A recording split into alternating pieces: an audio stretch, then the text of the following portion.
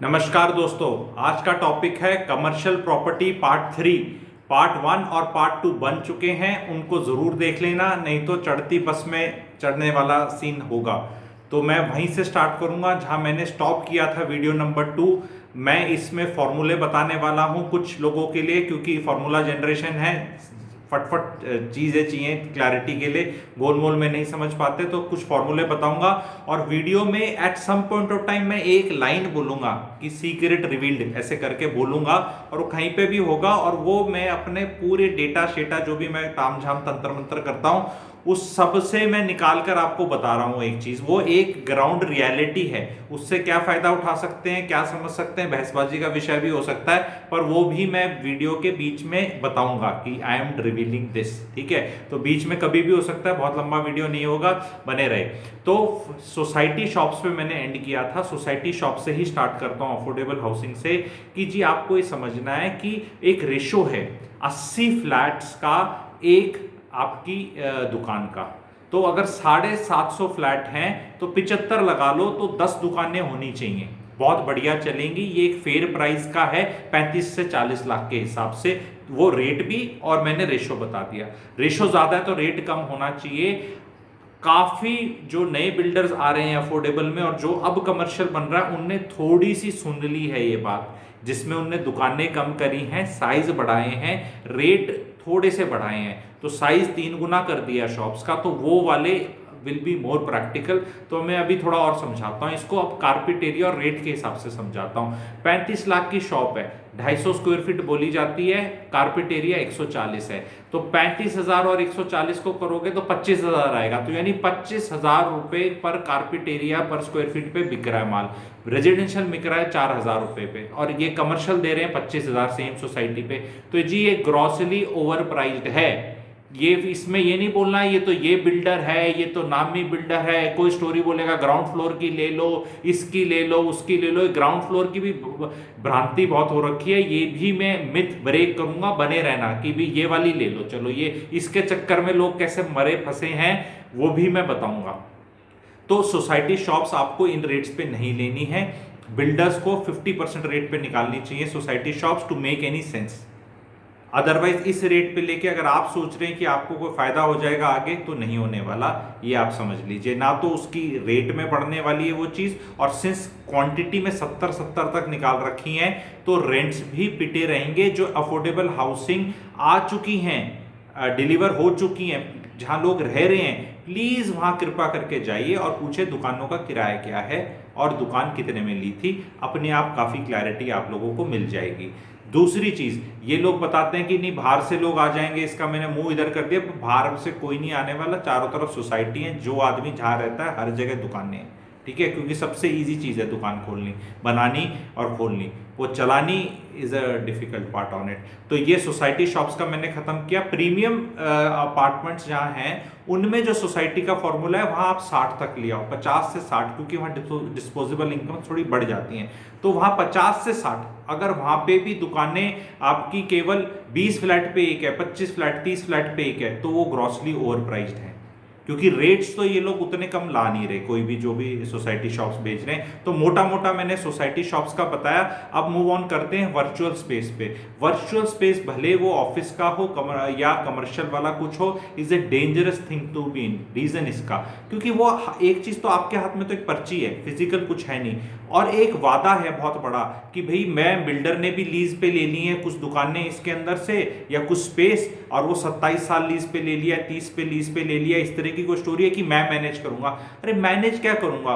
पहली बात तो ये बता दो कि इंडिया में कितने बिल्डर हैं जो 27 साल से पुराने वाले हैं। ये हाथ की उंगली है ना, अंगूठा भी कम कर दो, इनसे भी कम है पूरे इंडिया में, खुद काउंट कर लो। ठीक है, वो मतलब जब वो छुटकू सा प्रॉपर्टी डीलर टाइप काम करा करता बिल्डर, उसको काउंट नहीं करना है। ठीक है, जब उसने ढंग से मकान बनाने शुरू करे और बढ़ना शुरू करा, वो दिन काउंट करना है, उस दिन से काउंट करना है। तो जी बहुत कम लोग हैं मार्केट के अंदर जिनकी इतनी हिस्ट्री है। तो लोग बहुत बड़े बड़े थे, वो भी चले गए। तो वो, अगर मैं सपोज बहुत तगड़ा बिल्डर हूं, मैं बोल रहा हूं मैं बनाऊंगा, मैं इसको मैनेज करूंगा, और तुम ये 50-50 यूनिट के रेट पे उठा लो। लोगों ने 83,000 अभी वो उनका रेट 1,10,000 भी चल रहा है उन यूनिटों का। आप लोगों को पता है किस यूनिट की बात कर रहा हूँ? जिन लोगों ने ले रखा है उनको इस रेट से पता चल जाएगा किस प्रोजेक्ट की बात हो रही है। नहीं जी, उसमें तो हाई कोर्ट भी है, ये भी है, गवर्नमेंट भी, ये इस तरह की स्टोरियां भी चल रही हैं। पर फैक्ट ऑफ लाइफ है, रिस्क रिवॉर्ड रेशो क्या है आप सबको समझना है। कमर्शियल के अगेंस्ट नहीं हूं मैं टोटली, लेकिन मैं बोलता हूं जी 10 में से 1 चलता है, और जो इसके बहुत प्रो हैं, कमर्शियल के दीवाने हैं, वो कहते हैं 2 चलते हैं। तो बहस कितने में है? वो कह रहे 2, मैं कह रहा हूं 1। मैं कह रहा हूं उनका 2 भी मान लो, तो भैया क्या आपके पास एपेटाइट है 8 में डलने का, 80% चांस में डलने का, कि मेरे को इनहेरिटेंस में कहीं से पैसा मिला है, मैं 2, 3, 4, 5 करोड़ से नीचे का ही प्लेयर हूं, कुछ मेरे को पैसे मिले हैं, या मैं 30, 40, 50 लाख लगाना चाहता हूं, तो क्या यही एक सेगमेंट है? कि क्या इंडिया में और कुछ नहीं है? क्या कुछ ऐसी पीएसयू कंपनीज नहीं है जिनकी डिविडेंड इतने 8, 9, 10%? आपको कुछ नहीं करना है, किसी भी moneycontrol.com जैसी या किसी भी साइट पे जाना है, फाइनेंशियल साइट पे, आप डालिए हाई डिविडेंड स्टॉक्स, गवर्नमेंट के स्टॉक्स, देखिए क्या रेट पे चल रहे हैं, कितना उनके अंदर रिस्क फैक्टर है और कितनी यील्ड दे देंगे। यहां इतना पैसा लगाने की जरूरत नहीं है मेरे हिसाब से। Virtual space is a strict no. बहुत जगह वर्चुअल स्पेस मरा है, गुड़गांव में ही मरा है। अप्पू घर इज ए क्लासिकल एग्जाम्पल, पता ही नहीं चलता उसके बाद फिर क्या करना है उसका। ठीक है, फिर अगला मूव करते हैं ऑफिस स्पेस पे। ऑफिस स्पेस ना, अब आपको रियलाइज करना है कि जो नए स्टार्टअप्स आ रहे हैं उनके पास इतना पैसा नहीं है कि अच्छा, वीडियो में मैं ना बीच में, अभी तक जो जुड़े हुए हैं, बीच में मैं एक सीक्रेट भी रिवील करने वाला हूँ। 1-9 सीक्रेट होने वाला है, वो बहुत बड़ा टेक अवे होने वाला है। पूरा गन्ने का जूस निकाल के ज्ञान का दे रहा हूँ उसे एक लाइन में, जो अभी डेटा आज तक का है, मई 2021 तक का, उसको ऐसे ऐसे करके मैं बता दूंगा। एक लाइन होगा, तो जुड़े रहना वीडियो के बीच में कहीं वो क्योंकि कई लोग क्या होते हैं, शुरू में सुन लेते हैं, बीच में क्या हुआ और एंड में क्या हुआ वो उनका मिस हो जाता है। तो वो एक बहुत बड़ी चीज़ बताने वाला हूँ नोएडा और गुड़गांव के बारे में। ठीक है, बड़ा सीक्रेट है वो। तो जो ऑफिस स्पेस है उसमें आपको देखना है, जो बैंक्स हैं वो श्रिंक होते जा रहे हैं। ठीक है, सर्वर्स की रिक्वायरमेंट ज़्यादा हो रही है। बहुत बैंक्स, नामी जो टॉप के बैंक्स हैं, आर टेकिंग मोर इंजीनियर्स जो सर्वर मेंटेन करेंगे, रादर देन बीकॉम वाले लड़के जो ये अकाउंटिंग का काम करेंगे, जो पैसे का काम करेंगे, क्योंकि ये सारा ऑटोमेटेड होता जा रहा है। और आप फिजिकली बैंक में कभी 10 साल पहले जाते थे तो जितने एम्प्लॉयज़ आपको दिखते थे, आज आपको कम दिखते होंगे जो वो वहाँ बैठे हैं। बैक एंड पे क्या मैनेज हो रहा है, वहाँ लोग बढ़ रहे हैं, और जो ऑफिस स्पेस का रिक्वायरमेंट है वो कम हो रहा है। जो अभी लोग 60-70s में पुराने पार्टी है, जो बार बार जाके अपना वो हर महीने एफडी का वो अपडेट कराते हैं या पासबुक अपडेट कराते हैं, ये वाला क्राउड कम होता चला जाएगा। एंड देयर आर पीपल जो सब फोन इस पे करेंगे। कोई कांड हो गया, कोई पैसा फंस गया, अटक गया, तभी लोग बैंक जाते हैं, अदरवाइज आजकल कोई बैंक फिजिकली नहीं जा रहा है। एंड यही चीज़ बाकी चीज़ों में भी आ रही है, बिकॉज ऑफ टेक्नोलॉजी कहीं फिजिकल जाने की जरूरत नहीं पड़ रही। दूसरी चीज़ क्या हो रही है, ये जैसे 75% रिजर्वेशन वाला लॉ आया है या कुछ और आया है, मेरा इंटरप्रिटेशन है, मेरे पास 100 एम्प्लॉयज़ थे, मैं 90 को निकाल दूंगा, बोलूंगा तुम मेरे एम्प्लॉयज नहीं हो, ठीक है, 10 को रखूंगा, इन 10 को बोलूंगा इन 90 को मैनेज करो, गिग इकोनॉमी, तुम काम करो, काम के हिसाब से पैसा मिलेगा, जैसे इलेक्ट्रिशियन को मिलता है, जैसे प्लम्बर को मिलता है, कारपेंटर को, कि भी बनाइए कुर्सी, ये ले पैसे, तार जोड़ दिए, ये ठीक कर दिया, ले पैसे। ये वाला फ्यूचर है। और वो सारे बच्चे में अभी भी बहुत सारे बच्चे, अभी तो खैर कोरोना है, पर पहले आप लोगों ने भी देखा होगा, ये साइबर हब वाला एरिया, ये कैफे कॉफी डे, इसमें जाके बच्चे बैठ जाते हैं, कंप्यूटर खोल लेते हैं और अपना कुछ कुछ काम करते रहते हैं। तो अपने घर पे भी नहीं है, बाहर शांति वाले एरिया में वो कॉफी भी देता है, कुछ बिस्किट भी देता है, ये उससे एक सीट किराए पे ले लेते हैं कि भाई मैं यहाँ बैठूंगा, तो मेरे को शांति से बैठने के 3,000 रुपये ले लेना मेरे, ठीक है। वीक डेज पे बैठना है, वीकेंड्स पे तो ओबियसली नहीं बैठने देंगे। तो इस तरह के जो को वर्किंग स्पेसिस भी आ रहे थे, फिर कोरोना ने प्रोग्राम खराब किया, लेकिन अदरवाइज कोई कहीं मर्जी जाके बैठ जाओ, अपना काम शुरू कर दो। और जो सुपरवाइजर्स हैं वो आपको मॉनिटर करेंगे, जो काम वो कोड़े लेके काम लेने वाले, कि हाँ भाई क्या किया बता, ठीक है अच्छा ये किया। तो उसके लिए पूरे दिन सर पे खड़े रहने की कोई जरूरत नहीं कि आपको एक जगह जाना है। अब लोग इसमें ये भी सवाल पूछ सकते हैं, अगर ऐसा है तो फिर लोग तो मथुरा चले जाएंगे, हल्द्वानी चले जाएंगे, तुम्हारा तो रेजिडेंशियल भी कोलैप्स कर जाएगा। जी ऐसे नहीं होगा, क्योंकि गिग इकोनॉमी में क्या होगा, आपको फिजिकली तो कभी तो मिलना है, हफ्ते में एक बार तो मिलना है, 1-on-1 रिपोर्ट करना है, अपना डेटा देना है, लेना है, पैसे का हिसाब करना है, और आपको अलग अलग जगह भी जाके मिलना है। क्योंकि एक कंपनी अब आपको 70, 80, 90, 1 लाख तनख्वाह पे बहुत लोगों को नहीं रखेगी।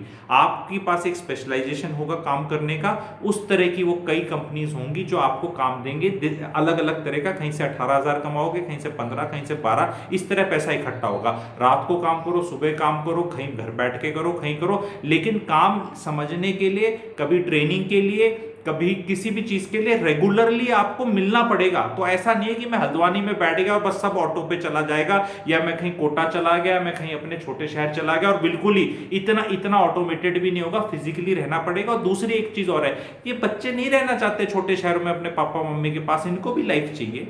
जब भगवान करे, जब जैसे ठीक सब कुछ जब अच्छा होगा तो साइबर हब जाएंगे, टकीला शॉट लगेगा, पार्टी होगी, मजा होगा, अपना यंग जो क्राउड होता है उनकी जो एनर्जीज होती है, तो they like being in A happy place. तो ऐसा नहीं है कि बस काम के लिए ऑफिस नहीं गए तो मैं सीधा घर ही चला जाऊंगा। घर अभी लोग इसलिए गए हुए हैं क्योंकि बहुत एक्सटेंडेड हो चुका है ये, और अभी भी इसका बंद होने का आइडिया नहीं कि कब होगा। तो लोग कह रहे हैं क्यों फालतू में किराए दिए, एंड कंपनीज भी मतलब उतनी उस ऑपरेशनल एफिशिएंसी पे वैसे भी नहीं चल रही है। तो ये एक ब्लिप है, जब कब पूरा होगा होगा, लेकिन इसमें अगर इन्वेस्ट करना है तो कमर्शियल में नहीं करना है।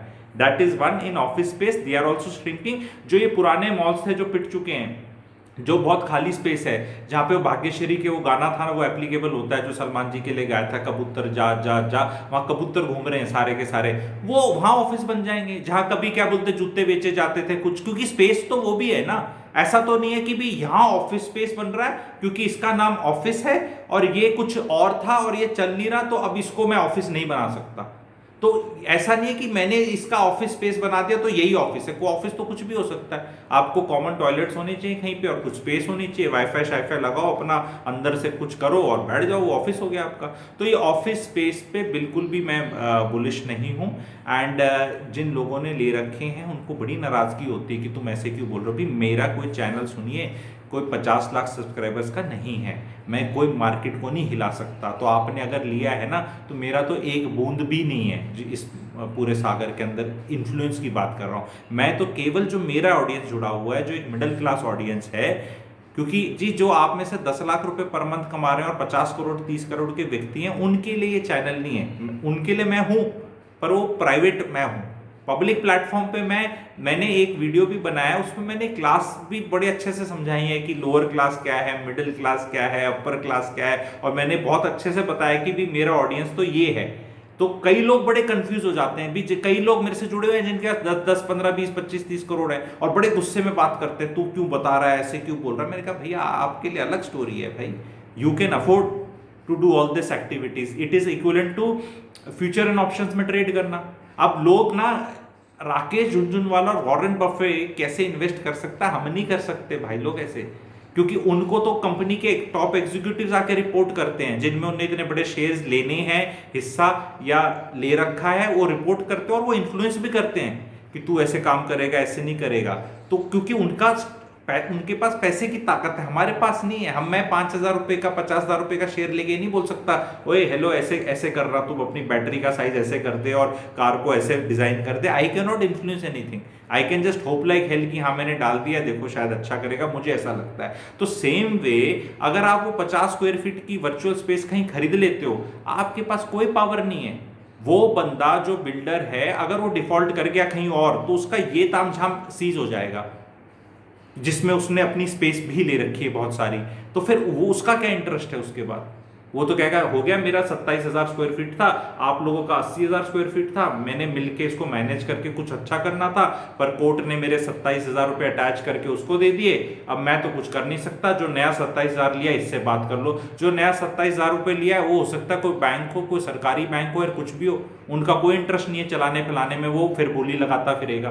तो आप तो 50 स्क्वायर फीट की पर्ची लेके जो घूम रहे थे मार्केट में कि मेरा 80,000 83 मेरे ऐसे आएंगे, ऐसा हो जाएगा। देखो जी हो सकता है अच्छा हो जाए, लेकिन क्वेश्चन ये है कि रिस्क रिवॉर्ड रेशियो क्या है।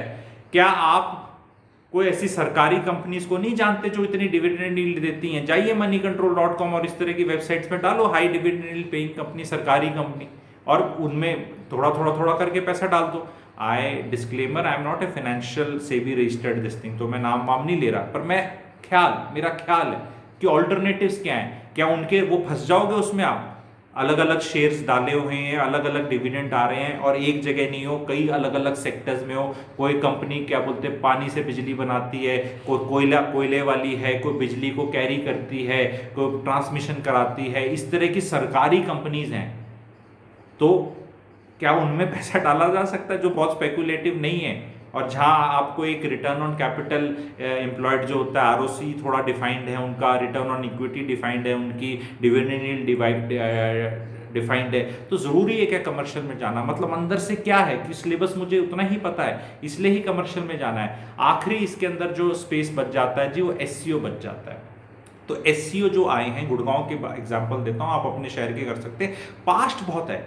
अच्छा, तो लोगों को मैं बताता हूं जी, रियर व्यू ड्राइविंग नहीं होती है, रियर व्यू ड्राइविंग नहीं होती है, हमें आगे देख के करनी है, पीछे 5% देखना है जब गाड़ी लेफ्ट करनी है, राइट करनी है। If only past was to the game, then historians and librarians would have been the richest people, because क्या हुआ इन्हीं के पता है ना, हिस्टोरियन लाइब्रेरियन के पास ही है, किताबें लाइब्रेरियन के पास है, लिखता हिस्टोरियन है। तो इन दोनों को तो सबको पता है क्या हुआ, तो ये इनको तो आगे सब प्रोडक्ट कर देना चाहिए। पर लाइफ गोइंग फॉरवर्ड, मई 2021 की बात हो रही है, अब तक क्या हुआ की बात नहीं है। तो आपका 29 सेक्टर में एससीओ हिट हो गया, वहां हिट होगा, ये हिट हो गया, तो 113 114 में भी एक्स्ट्रापोलेट कर लो विदाउट रियलाइजिंग कि भैया आईयूसीसी भी आ रहा है वहां पे द्वारका एक्सप्रेसवे पे सेक्टर 25 में, वहां वो 1 किलोमीटर बाय 1 किलोमीटर का कोई बहुत बड़ा कंक्रीट बन रहा है, उसमें पता नहीं लोग 5 लाख जॉब्स बोल रही है गवर्नमेंट का मान लो 5 गुना अतिशोक्ति अलंकार है, 1 लाख लगा लो, ठीक है। तो भैया वहां जब ऑफिसेज और इतने मूव हो जाएंगे, इतना ग्लट आएगा, इतना आएगा, तो आपके 113 114 हिट होंगे, और 115 की तो कोई बात ही नहीं करता भाई। 115 भी एक सेक्टर है बहुत बड़ा गुड़गांव में जो पूरा इंस्टीट्यूशनल स्पेस है। तो आप एससीओ, शॉप कम ऑफिस प्लॉट, तो आपने लुभाया कैसे लोगों को? पहले तो प्लॉट का वादा कर दिया, प्लॉट की एक इनहेरेंट वैल्यू है, नॉर्मल प्लॉट भी 1-1.5 लाख गज तो हो ही रखे हैं रेजिडेंशियल, ठीक है। तो आपने बोला भाई ये कमर्शियल है तो मैं इसको 3 लाख कर देता हूं, 3.5 कर देता हूं, 4 कर देता हूं, 4.5, इस तरह के रेट कुछ कर रखे हैं। तो इसमें कमर्शियल भी है, और इसको तुम आगे जाके फ्लोर की रजिस्ट्रियों का भी प्रावधान हो सकता है। देखो ये अच्छा कर सकते हैं, सिरे से इसको तो नहीं नकार रहा, बाकी सबको मैंने नकार दिया, बाकी मैंने सबको नकार दिया है, एससीओ को नहीं नकार रहा। एससीओ में एक इनहेरेंट वैल्यू है, डेफिनेटली है, क्योंकि लैंड है और आपकी है, प्लॉट है, ठीक है। उसको और कुछ नहीं तो रेजिडेंशियल के नाम पे भी समझोगे तो भी उसकी एक इनहेरेंट वैल्यू है उसमें, तो उसको मैं नहीं नकार रहा। लेकिन मैं ये बता रहा हूं कि जिसका 10 साल का होल्डिंग पीरियड है और दम है, yes you can get into this space, because इसमें कोई सोचेगा कि जी मैं अभी 3-4-5 करोड़, क्योंकि ये जितने भी आए हुए हैं ये सब पैसा आपसे 5-6-8-10 महीने में ले रहे हैं पूरा फटाफट, 50% अब तक दे, 50 अब तक दे और ले ले अपना। पर मैं ये सोच रहा हूं अगर ये इतने ही ग्रेट होते तो ये अपने लिए भी तो कुछ रखते ही, सारा ही निकाल रहे हैं ये सारा का सारा, तो थोड़ा सा डाउट हो जाता है। तो जो इसमें अगेन इट डिपेंड्स ऑन कि आप कितने की पार्टी हो। आप अगर वही 2-3 करोड़ की पार्टी, 4 करोड़ की पार्टी, टोटल पैसा ही इतना है, उसमें भी लोन ले रहे हो और आपको इमीडिएट रिटर्न चाहिए, या 1 साल में, 2 साल में, 3 में, 4 में, तो नहीं आने वाले इसमें, क्योंकि ऐसा इमीडिएटली उस एरिया में कुछ नहीं होने वाला। अभी तो एक्सप्रेस पे बन रहा है, बनेगा, फिर दिल्ली वाला बनेगा, फिर कोई लोग आएंगे, फिर वहां अभी तक कोई फ्लैट बने नहीं है। 114 में कुछ आगे अभी इतनी रिहाइश नहीं आई है, रेजिडेंशियल नहीं आई है। यहां मैं सीक्रेट रिवील कर रहा हूं जो मैंने पहले बताया था, गुड़गांव में commercial property is extremely oversupplied, please do not touch it with the barge pole, Angrezi की कहावत है। फिर भी करना है आप कर सकते हैं भाई, शौकीन आदमी होते हैं, करते हैं, जिसको करना है, जो कर चुके हैं उनको सिर्फ एक प्यारी छोटी सी सलाह है, फ्रेंडली, बेच के दिखाओ, बेच के दिखाओ किसी भी रेट पे, कोई खरीदार हो।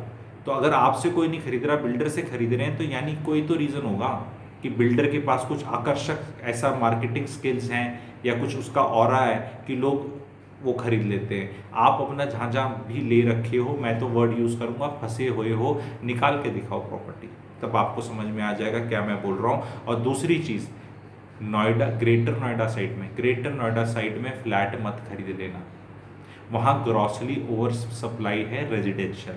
नोएडा में कमर्शियल फिर भी देखा जा सकता है। बहुत अब उस पर मत मेरे को कॉल करना कौन सा ग्रुप, ये ग्रुप, वहाँ एक स्टोरी प्ले आउट कर रही है सर्वर स्पेस की भी, जो मैंने शुरू में बताया था बैंक्स के बारे में कि जो इनको चाहिए, वहाँ एक story, micro story play out कर रही है।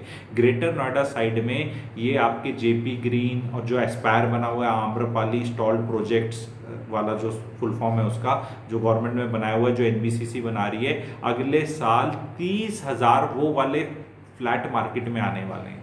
तो उनके आने से सप्लाई बहुत ज़्यादा हो जाएगी मार्केट के अंदर, बहुत ज़्यादा हो जाएगी। तो Noida you may see commercial, greater Noida residential no, and Gurgaon commercial anywhere I am saying, anywhere, ठीक है। SCO जो आपके न्यू गुड़गांव में निकले भैया, उनसे तो दूर रहना, ठीक है। अगर 113 114 डज हैव सम जूस, ठीक है, बहुतों का 113 114 पे आ रहा है, तो मैं बोल रहा हूँ भाई साहब जूस है, कोई मना नहीं कर रहा। कितना क्या है वो इमीडिएटली नहीं बताया जा सकता, उसके लिए बहुत अलग से डेटा और चीज़ों को अलाइन होना बचा हुआ है। लेकिन यस, उसमें ये है कि मतलब आपके हाथ में कुछ है, ठीक है। कितने चौथी पांचवी मंजिल वाले एसईओ जो वाले वो हिट होंगे, कौन कितना ऊपर चढ़ेगा, कितनी लिफ्ट की जगह निकलेगी, कितना बाथरूम निकल जाएगा, क्योंकि बहुत लोग उसको बहुत इजीली कैलकुलेट कर रहे थे। तो मैंने बोला कि भाई सुनो, जीनिया भी काउंट करना है हमें, ठीक है, और हमें बाथरूम भी काउंट करना है जो देना पड़ेगा आपको, हमें लिफ्ट भी काउंट करनी है, फिर देखो कितना बचता है। फिर ग्राहक की साइकोलॉजी समझो कि ग्राउंड फ्लोर का क्या है और उसका क्या है। अच्छा, उससे आखिरी में बताना था, जो ये लोग ग्राउंड फ्लोर करके बोलते हैं कि ग्राउंड फ्लोर कर लो, उससे कमर्शियल कैसे फंसे हैं और कैसे सारे के सारे आप लोगों को फंसा रहे हैं उसमें कि भी ग्राउंड फ्लोर ले लो, ऊपर वाला मत लो, ठीक है, ग्राउंड फ्लोर तो अच्छा है, वो तो ले लेना चाहिए, ठीक है, या फ्रंट फेसिंग ले लो। ऐसे करके बहुत सिखाया जा रहा है और लोगों को भी बड़ा अच्छा लग रहा है। ये क्या इतना बड़ा ट्रैप है, क्यों है, ये मैं अगले अपने एपिसोड में हम मिलेंगे। अशोक कुमार जी पहले ना एक आता था हम लोग, ठीक है, पता नहीं कि आप में से कितनों ने देखा होगा, उसमें वो एंड करते थे, आगे देखेंगे क्या छुटकी और बड़की ने ऐसा किया, क्या ये हो पाया। तो हम मिलेंगे अगले एपिसोड में, जहां मैं ये बताऊंगा आप लोगों को कि ये जो कमर्शियल है, जो ये कह के बेचा जा रहा है कि ये ग्राउंड फ्लोर वाला तो ठीक है, ग्राउंड फ्लोर वाला तो ले लो, ये कितना बड़ा ट्रैप है और इससे क्यों इतने प्रोजेक्ट स्टॉल्ड घूम रहे हैं इस वजह से। और फिर मैं आगे, अगर आप लोग चाहेंगे, एक और बढ़िया बनाऊंगा जिसमें बताऊंगा कि कमर्शियल वर्सेस रेजिडेंशियल, वो मैं निकालूंगा। वो बहुत मेरे को लगता है अच्छा लोगों को समझना चाहिए, बिकॉज लोगों का भी ये होता है जी पता ना यार, फिर क्या करना है, बताना ये क्यों, फिर वो वाला कमर्शियल वर्सेस रेजिडेंशियल होगा, एक एक पॉइंट ऐसे ऐसे करके 10-12 पॉइंट होंगे। फिर आपको डिसाइड करना है आपको कहाँ इन्वेस्ट करना है। कैसा वीडियो लगा बताना, प्लीज़ चैनल को सब्सक्राइब करना अभी तक नहीं किया है, एंड वीडियो को प्लीज़ शेयर करना, बिकॉज अब मैं पहले थोड़ी चीज़ें छिपा देता था, जैसे वो लेडी होती है ना, उसको बोलो कि केक की रेसिपी बता दे, तो कई लेडीज़ का ऐसा होता है कि पूरी बता देगी पर वो नहीं बताती थी सोडियम बाइकार्बोनेट या कितना डालना है, तो अगली लेडी कहती थी यार बना तो सही पर तेरे जैसा सॉफ्ट नहीं बना। तो नॉर्मली ये होता है, हर गृहिणी में नहीं, हर इंसान में होता है कि जो सारा कुछ है ना उसमें से सारा बताने में जोर लगता है। ये एक फैक्ट है, मैं भी सच करके बता रहा हूँ, नहीं क्योंकि जो आपने इतने दिनों में हासिल किया है, खां जाके कैसे कैसे समझ के और क्या करके, उसको एकदम फ्री में बताना थोड़ा जोर लगता है। लेकिन कई बार क्या होता है, आदमी जब फ्रेश रिचार्ज बहुत कर रहा हो और फिर ये सामान हो तो लोगों को दिया जा सकता है। क्योंकि अभी मेरी आपसे रिक्वेस्ट है, जो मेरे सब्सक्राइबर्स हैं या जो देख रहे हैं, कि मेरे सब्सक्राइबर्स बढ़ाने में मैं आप ही से रिक्वेस्ट करूंगा कि प्लीज़ 2-2, 4-4, 5-5 अपने सर्कल में बढ़ाइए, क्योंकि जैसे एक लेवल क्रॉस करेगा तो उसमें मैं ये क्वालिटी जो डेटा की और चीज़ों की है और लेकर आऊँगा। शुरू के वीडियोस में जनरल बेस बनाए, फिर थोड़ी गोलमोल बातें, फिर थोड़ी स्पेसिफिक, फिर बहुत टेंजेबल, और आप सबको पता है कि पूरा बुफे है। It is not only about real estate, it is I have linked every aspect of human life, and 4 मैंने पिलर्स जो बनाए हैं वो वीडियो में आप देखना, सबको लिंक किया है। तो प्लीज चैनल को सब्सक्राइब करना, शेयर करना। Thank you.